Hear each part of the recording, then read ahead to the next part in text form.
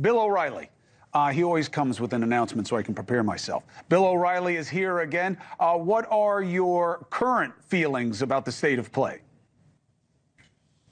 All right, so the latest propaganda out of the Trump campaign, and I use propaganda in a facetious way, but they told me just moments ago they're going to win, Trump will win North Carolina by 3%, and they'll win Georgia. They don't know what the tally will be, but they believe that the vice president is underperforming in Fulton County.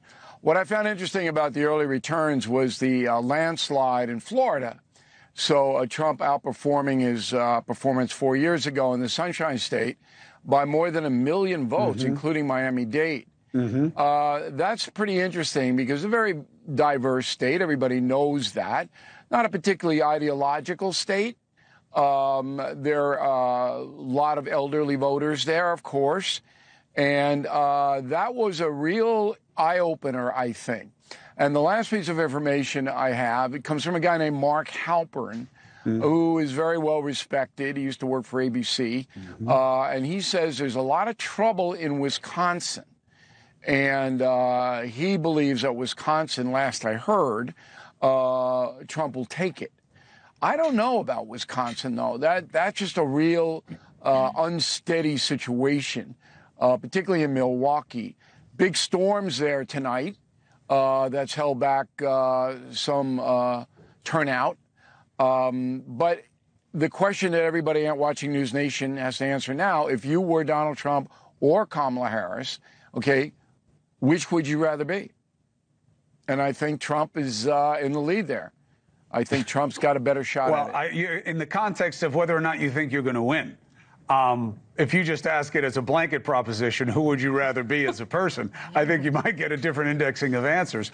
I'm looking at the radar right now. The weather moved through in Wisconsin, so we'll see what it meant overall. But of course, if she loses Wisconsin, that's a big deal. You know, if she loses Wisconsin, it is a very difficult map for her. Bill, though, what's interesting, and I think you're right to point out, I have enormous respect for Halpern and his sourcing and his analysis as well. You've had him on your show. I've had him on mine. But the one thing I think is interesting about Wisconsin is it's quite close to Iowa.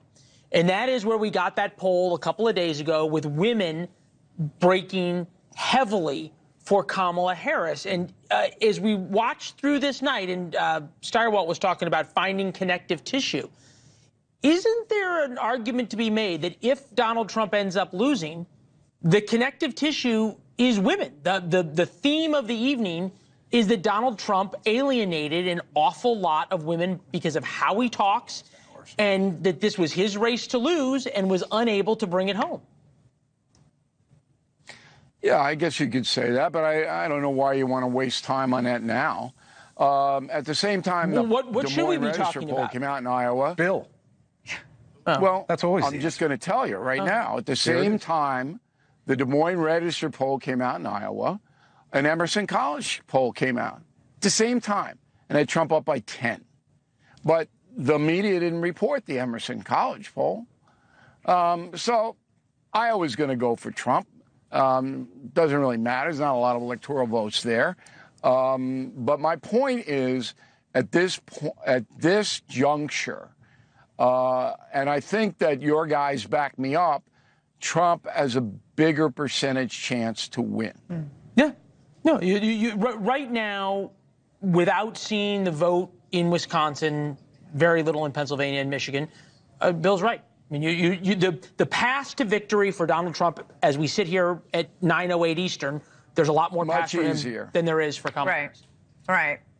Yeah, especially in the vacuum Harris has got to run the table. Right. Harris has got to run the table. And, you know, it's pretty hard to do these days with such a divided country.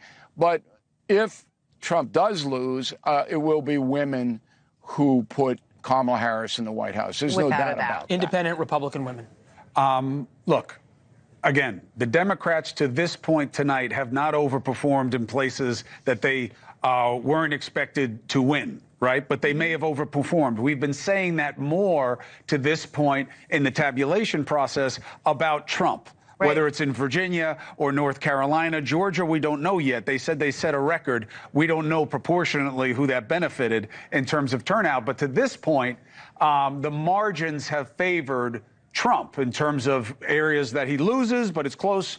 New Hampshire, for example, he loses New Hampshire, but the margin was better than they would have expected. We haven't seen that yet for the Democrats, but we're going to get within the next hour or so a wave of data from the blue wall areas, and then we're going to know a lot more, Bill, in terms of the narrative about grievance and what went out today.